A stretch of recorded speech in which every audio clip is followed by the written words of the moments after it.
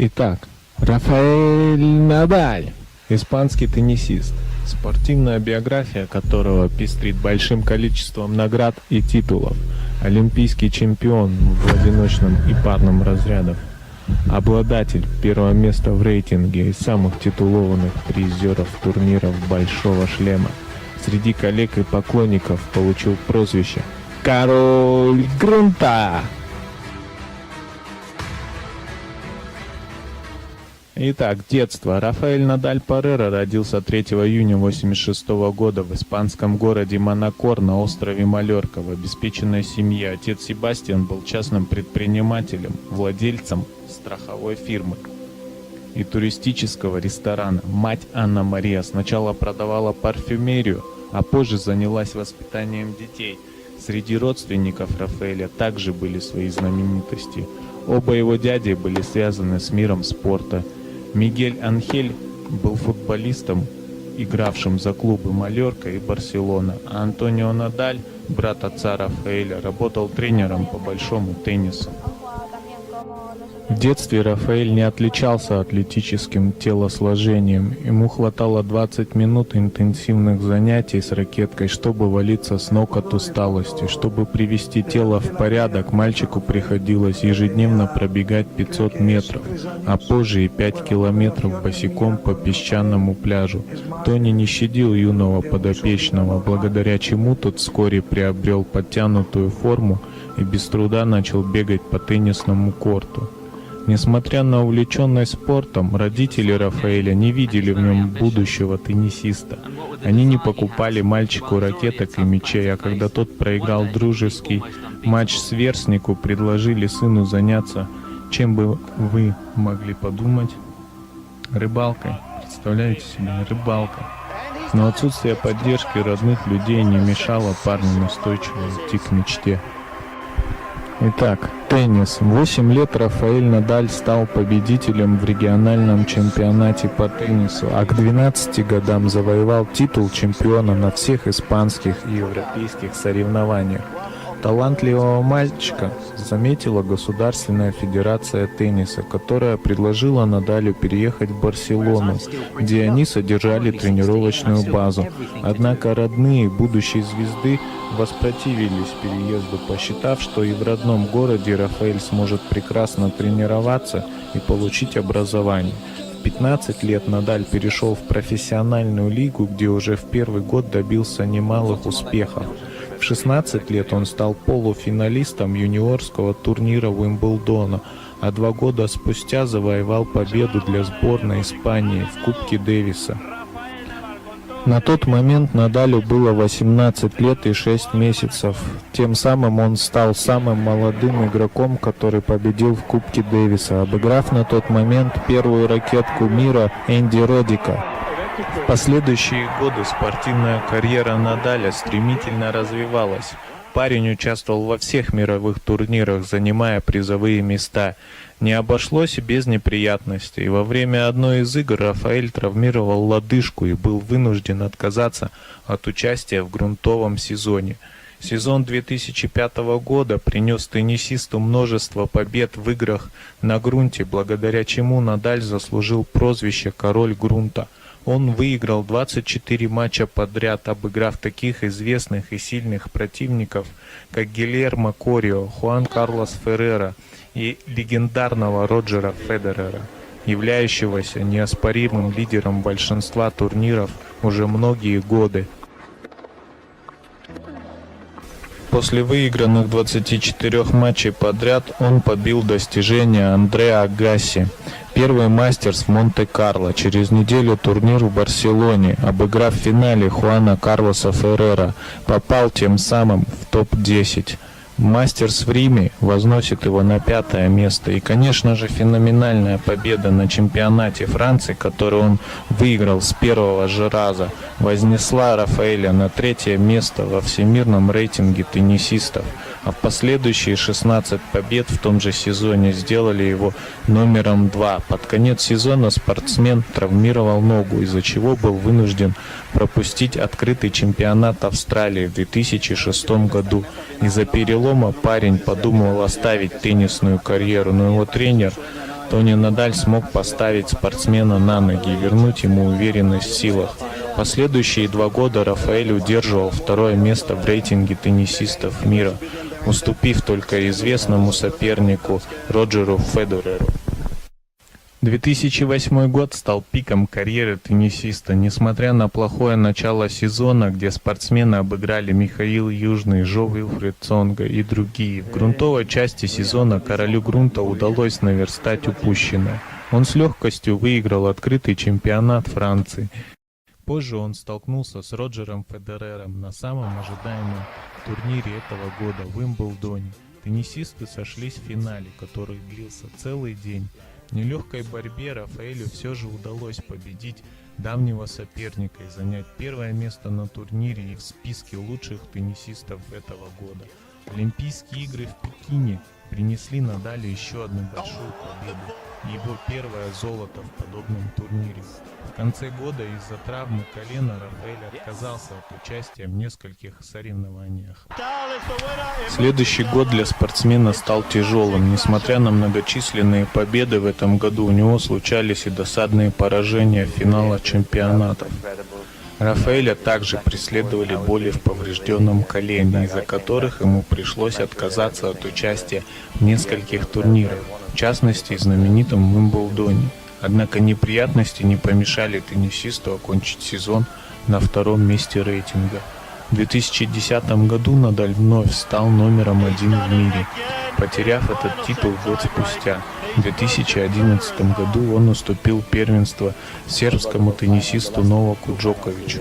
Через год Рафаэль обошел противника на ежегодном открытом чемпионате Франции, став 7-кратным чемпионом игр. В конце года травма дала знать о себе вновь, из-за чего теннисист отказался от участия в летних Олимпийских играх и нескольких других чемпионатах. В 2013 году он вновь стал первой ракеткой мира, обыграв главного противника Новака Джоковича. В 2014 году Рафаэль победил в открытом чемпионате Франции, став 9-кратным чемпионом турнира. Он проиграл Уимблдон, уступив 1-е место молодому теннисисту Нику Кирьосу. В конце года он повредил запястье, а позже из-за проблем с аппендицитом проиграл турнир Шанхай Rolex Masters. В этом же году теннисист отказался от игр в конце сезона из-за удаления аппендицита.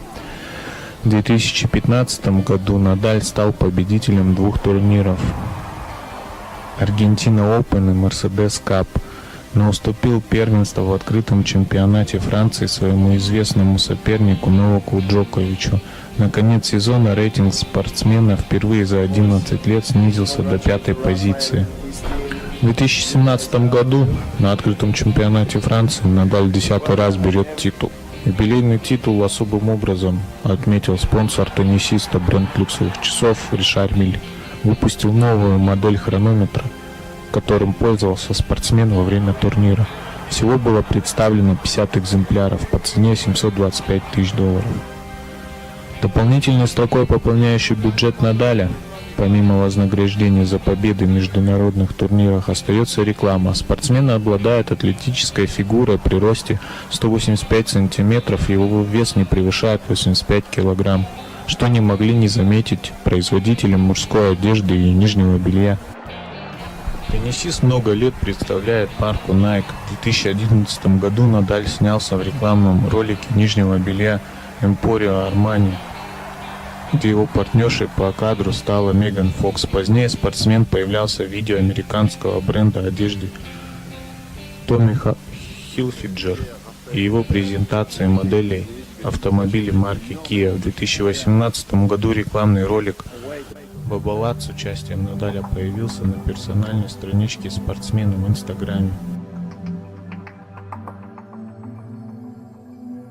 Личная жизнь. В личной жизни Рафаэль Надаль отличается завидной постоянностью. В 2005 году он начал встречаться с девушкой Марией Франческо Перелло, с которой познакомился благодаря своей сестре Элис. Молодые люди одно время скрывали роман от журналистов, однако со временем пресса стала замечать мать спортсмена в сопровождении Марии. Девушка работает в страховой компании и редко сопровождает избранника на чемпионатах. В 2010 году поползли слухи о романе Надаля и певицы Шакиры, в клипе которой ранее снялся теннисист. Вскоре после съемок парочка была замечена за праздничным ужином в ресторане, который состоялся в день Святого Валентина. Больше звезды никакого повода к домыслам СМИ не давали. В 2015 году в одном из интервью Надаль и его девушка заявили, что мечтают создать семью и завести детей. Сведения о том, что Мария стала официальной женой теннисиста, в прессе не появлялись. 2018 год начался для Рафаэля с трудностей. Во время участия в открытом чемпионате Австралии испанец получил травму ноги и вынужден был приостановить выступление, временно потеряв титул первой ракетки мира. Уже в апреле Надаль вернул себе потерянные ранее позиции на турнире в Кубке Дэвиса, выступая за сборную Испании. Спортсмен принес команде 2 победы, которые повлияли на общий итог игры. Среди коллег, с которыми Рафаэлю удалось сразиться в этом сезоне, оказались Нишикори, Циципас, Зверев, Тим. Из всех матчей испанец выходил победителем, но на открытом чемпионате США в игре против Дель Потро Надаль получил очередную травму, из-за которой выбыл из турнира и завершил сезон досрочно. В октябре 2018 года должна была состояться игра Надаля с Вердаско, но матч был отменен по причине ранее полученной травмы первого. Не появился спортсмен и на итоговом турнире ATP, состоявшемся в столице Великобритании в ноябре. Достижения и награды. Победитель 17 турниров «Большого шлема» в одиночном разряде, олимпийский чемпион 2008 года в одиночном разряде, олимпийский чемпион 2016 года в парном разряде, обладатель так называемого карьерного золотого шлема, единственный в мире обладатель так называемого красного шлема, 11-кратный победитель открытого чемпионата Франции по теннису, двукратный победитель Уимблдонского турнира, 3-кратный победитель открытого чемпионата США, победитель открытого чемпионата Австралии, победитель 33 турниров серии Мастерс, 4-кратный обладатель Кубка Дэвиса в составе сборной Испании. Надалю принадлежит абсолютный рекорд по количеству выигранных подряд матчей на одном покрытии. С 8 апреля 2005 года по 20 мая 2007 года он одержал 81 победу на грунте.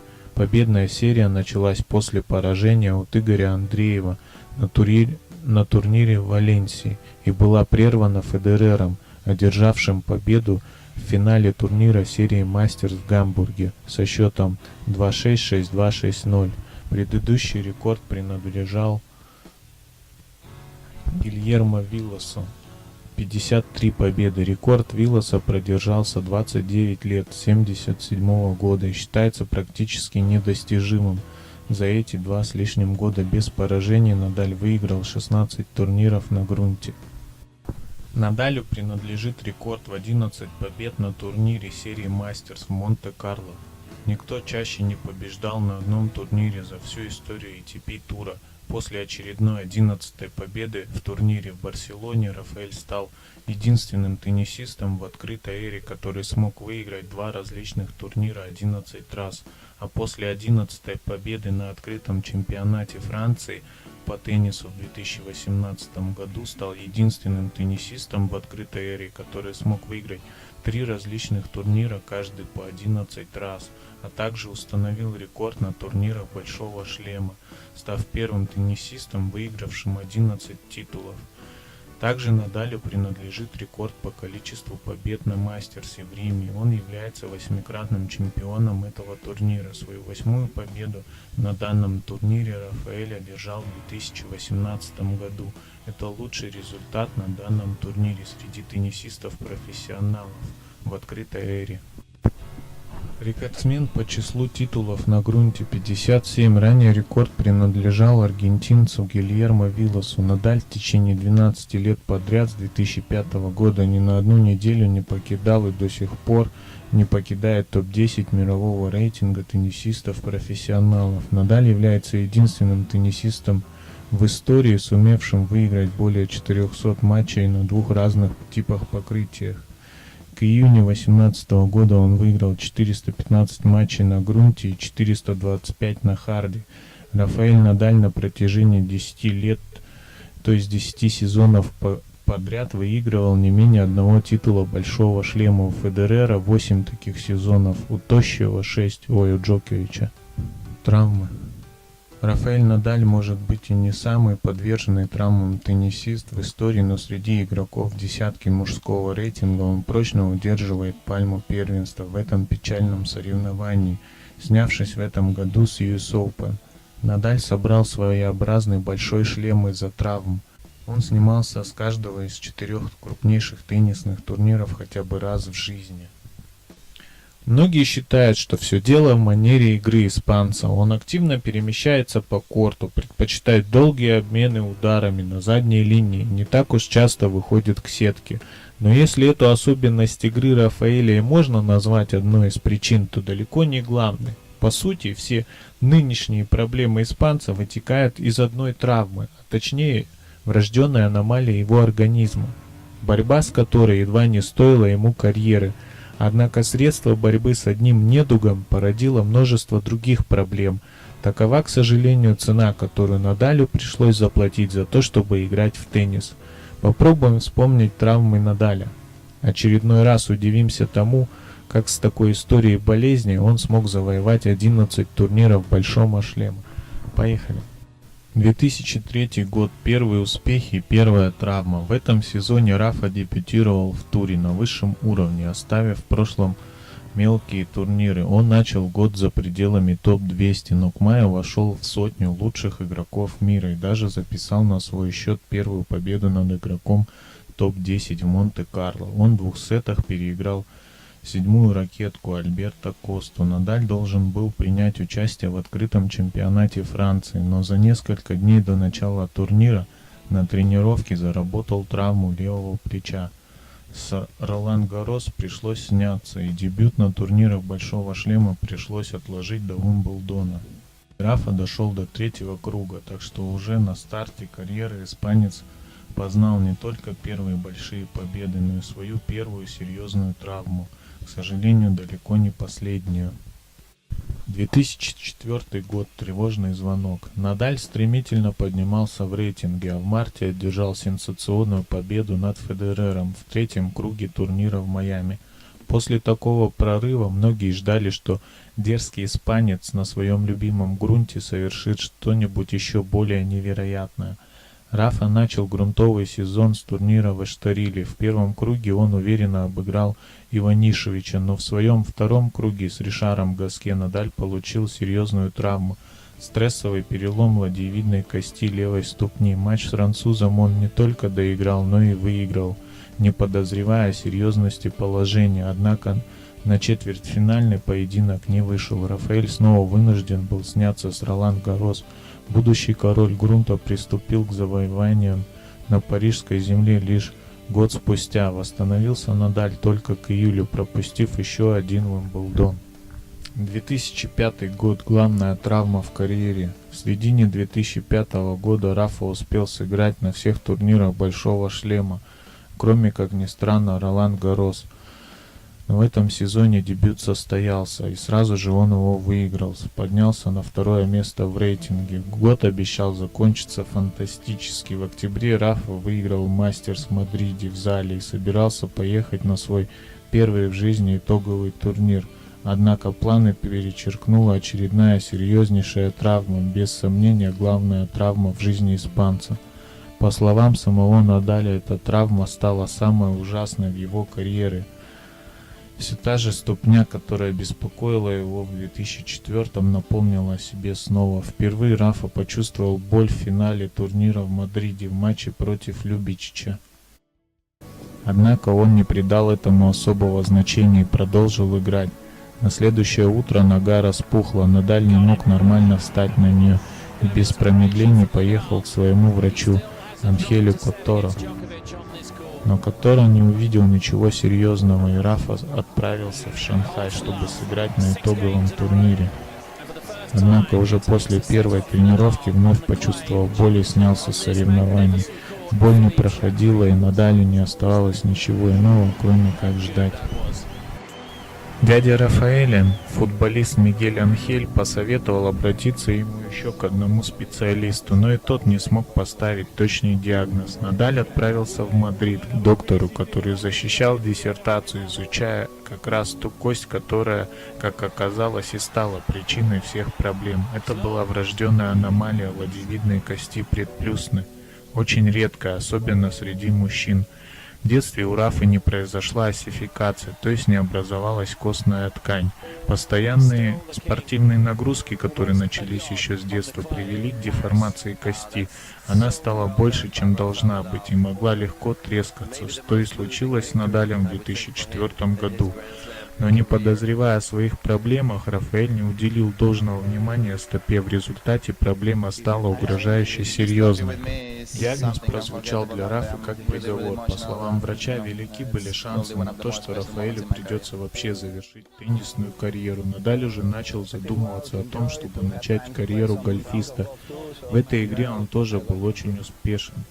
Рафа полностью изменился, он ушел в себя, замкнулся, мог часами лежать на диване или сидеть на ступеньках в своем доме на Маллорке, ни с кем не разговаривая, и лишь плакал. Однако дядя смог его вернуть к жизни. В один из дней предложил Рафе потренироваться. Предложение было невероятно по своей безрассудности, но у Тони был план. Рафа, прыгая на костылях, вышел на корт. Дядя усадил племянника на стул, дал ему ракетку и начал набрасывать мячи. По словам Рафа, это были скорее тренировки для поднятия духа. Они позволяли ему отвлечься от мрачных мыслей, которые никак не хотели покидать его голову. Операцию проводить было опасно, гарантии не мог дать никто. Единственным средством, на которое была вся надежда, стали стельки. Подбирая миллиметр за миллиметром нужные параметры, благодаря стелькам нагрузка с больной кости могла быть снята, и появился шанс на возобновление карьеры. Однако в каждой бочке меда найдется ложка дегтя. Стельки снимут боль, но из-за переноса массы тела могут пострадать и другие части тела. В первую очередь колени и спина, но выбора не было, работа закипела. Под руководством доктора были сконструированы подходящие стельки, а специалисты фирмы Nike сделали специально для Рафы более широкие и высокие кроссовки. Игра со стельками давалась Рафе нелегко, он начал ощущать боли в мышцах спины и бедер, но по крайней мере мог снова выйти на корт. Работа над стельками с того времени не прекращается. До сих пор Надаль регулярно их корректирует, его физиотерапевт проводит очень много времени, массируя ахиллесовую пяту испанца. В 2005 году Рафаэль тренировался, сидя на стуле. 2006 год – возвращение. Поиски решения проблемы со ступней затянулись, и Рафа был вынужден сняться с Australian Open. Вернулся Надаль лишь в феврале и сразу же начал побеждать. Сперва дошел до полуфинала в Марселе, а потом выиграл титул в Дубае, где обыграл Федерера. Травма, полученная в 2005 году, стала переломным моментом в карьере Рафы. Ему пришлось свыкнуться с тем, что он должен научиться жить с этой болью и приспособиться к ней. Он уменьшил количество тренировок.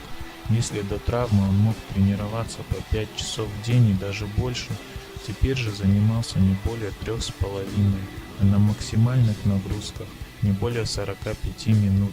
Испанец почти отказался от занятий бегом и все больше стал набирать форму непосредственно на турнирах, играя матчи. Но главные изменения произошли в восприятии игры. Каждый матч Рафа, по его же собственным словам, играет теперь будто последний. И в данном случае это не просто красивые слова, а реальная угроза. После фантастического грунтового сезона, когда испанец выиграл 24 матча подряд и защитил титул на Ролан-Гаррос, ему снова пришлось вспомнить о врачах. На травяном турнире в Квинсе из-за травмы плеча Рафа снялся в матче против Хьюита, но в целом сезон, в начале которого карьера Надаля была под угрозой, удался. Ему удалось впервые выйти в финал Уимблдона, где он уступил Роджеру Федереру. 2007 год. Передышка. Этот сезон был относительно удачным с точки зрения игры и с точки зрения участия в турнирах. Лишь в Цинциннати Надаль снялся с матча с Хуаном Монако из-за судорог в предплечье и головокружении. Возможно, причиной этих проблем стало отсутствие отдыха после очередного титула на РГ и второго подряд финала на Уимблдоне. Рафа вместо того, чтобы отдохнуть перед Хардом, сыграл еще и на грунте. Такая нагрузка не могла не сказаться на его коленях. В финале Уимблдона Рафа испытывал боли из-за тендинита правого колена, а после ударно проведенных следующих 2 месяцев тендинит завоевал уже оба колена испанца. К US Open, где он проиграл Давиду Ферреру, Рафаэль оказался не вполне готов. К тому же прямо во время турнира итальянский хирург Франческо Пара поработал над коленом Надаля лазером. Итак, предсказания, данные врачом еще в 2005 году, начали сбываться. С коленями действительно начали происходить не самые приятные вещи. И именно в 2007 году о тендините Рафы начали говорить как о проблеме, которая может стать судьбоносной для Надаля. 2008 год. Первый удар тендинита. Однако 2008 год заставил многих забыть о проблемах испанца. Рафа впервые вышел в полуфинал Australian Open. Катком прошелся по соперникам на Ролан Гаррос. С третьей попытки победил Федерера в финале Уимблдона, выиграл олимпийское золото, стал первой ракеткой мира и добрался до полуфинала на US Open. Небольшая осечка случилась лишь на Мастерсе в Риме еще утром, в день матча, из-за больших мозолей с волдырями. Рафа думал, что не сможет выйти на корт, но однако после первой врачебной помощи он все же вышел, но проиграл опытному Феррера в первом же круге. Запала на весь год Рафе не хватило. В октябре в Париже он вынужден был сняться в матче против Николая Давыденко. Затем последовало и снятие с итогового турнира. Было объявлено, что испанский теннисист не может играть из-за тендинита в правом колене. Болезнь нанесла свой первый серьезный удар по Надалю. 2009 год. Нокаут. Несмотря на перемотанные колени, Надаль снова заставил замолчать скептиков, отправивших его на вечный покой. В январе на Australian Open он, проведя тяжелейший полуфинал с Вердаско, обыграл в финале Федерера и завоевал свой первый титул на харде большого шлема. Однако на заслуженный отдых Рафа не ушел и отправился на турнир в Роттердаме, директором которого является Рихард Крайчик, с которым Надаль очень дружен. Несмотря на то, что испанец добрался здесь до финала, было видно, что проблемы с коленями не дают Рафе свободно двигаться, и в финале ему даже пришлось вызвать врача на корт. Спустя месяц после 2 матчей на грунте в Кубке Дэвиса испанец сразу же отправился в Индиан Уэллс, где сумел победить. После этого по инерции выиграл на грунте в Монте-Карло, Барселоне и Риме. Но в Мадриде тело Надаля сказало «нет». Последней точкой стал 4-часовой матч с Джоковичем в полуфинале, после которого Надаль стал легкой добычей в финале для Федерера. Возможно, Рафаэлю стоило остановиться именно здесь и сняться с Ролан Гаррос, но он решил попробовать. Первые матчи прошли как по маслу, но в 4-м круге Робин Содерлинг не простил Надалю коротких ударов и не самого выдающегося перемещения по корту. Впервые в карьере испанец проиграл на Ролан Гаррос. Тендинит нанес свой второй удар. Если в конце 2008 года это был нокдаун, то на этот раз Рафа был нокаутирован. После Ролан Гаррос Рафа попробовал свои силы на выставочном турнире на траве, но стало очевидно, что играть он не может. Испанец снялся с Уимблдона с тендинитом в обоих коленей и впервые вышел на корт лишь в августе в Монреале. Он провел неплохой для себя хардовый сезон, вышел в полуфинал US Open. В Нью-Йорке испанец, ко всему прочему, страдал из-за микроразрыва мышц брюшного пресса. Играть на равных с топ-10 Рафе было очень трудно, что особенно проявилось на итоговом турнире, где он не выиграл ни сета. 2010 год. Инъекции плазмы. Несмотря на то, что 2010 год стал лучшим в карьере Надаля, он выиграл Ролан Гаррос, Уимблдон, и впервые US Open без травм не обошлось и тут. Начало сезона было пугающим. Надаль снялся во время матча против Энди Мара на Australian Open из-за тендинита в правом колене. После месяца лечения и восстановления Рафа смог снова вернуться в строй, однако, несмотря на все успехи, без встречи с врачами он не остался после Уимблдона. Надалю сделали инъекции, обогащенной тромбоцитами плазмы, для того, чтобы ускорить восстановление его колена. В начале сезона Рафа снялся с мастерса в Париже из-за тендинита левого колена. Улучшенная подача, которая помогла ему выиграть US Open, стала для его тела очередной проблемой. 2011 год. Удар по самолюбию. Весь 2011 год прошел для Рафы в безуспешных попытках решить одну главную проблему – как обыграть Новака Джоковича, которому Надаль к концу сезона проиграл 6 финалов из 6, но были у него и проблемы со здоровьем. Australian Open снова не принес испанцу ничего хорошего. Надаль с большим трудом доиграл матч с Давидом Феррером, не взяв ни сета, и выбыл на несколько недель с разрывом мышцы левого бедра. В разгар американского летнего хардового сезона с испанцем случился небольшой казус. Он сильно обжег пальцы на правой руке во время ужина в ресторане, что естественно сказалось и на его выступлениях. 2012 год. Новые испытания. Первый звоночек в 2012 году прозвенел для Рафы еще в Майами, когда он снялся перед полуфинальным матчем из-за тендинита левого колена. Впрочем, на грунте Надаль взял свое и даже смог 3 раза подряд обыграть в финалах Новака Джоковича, включая победу в финале Ролан Гаррос. Но внешне уверенные выступления Рафаэля далеко не всегда так легки в реальности. По словам Тони Надаля, если бы на кону не стояла историческая победа на открытом чемпионате Франции, они вполне могли бы сняться и с Ролан Гаррос. Колени серьезно беспокоили Рафу уже в конце весны.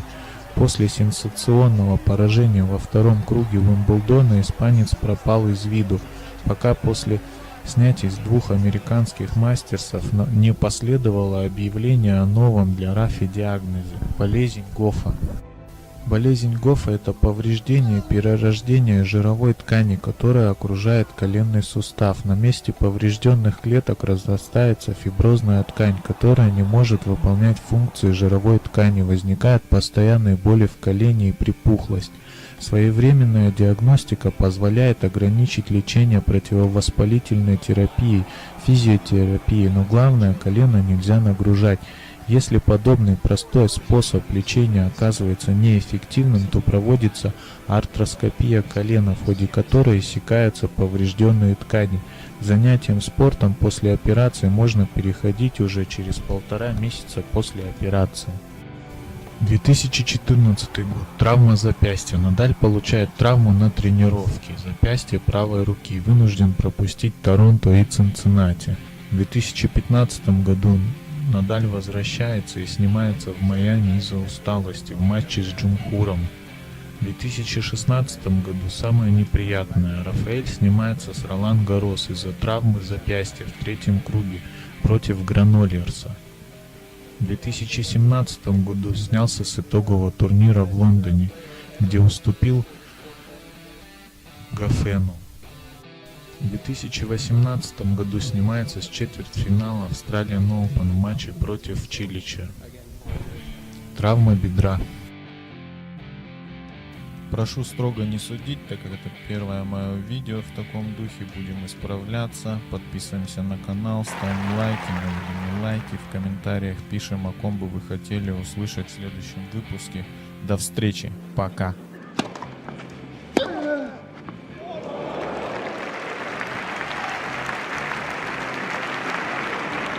Avantage Nadal.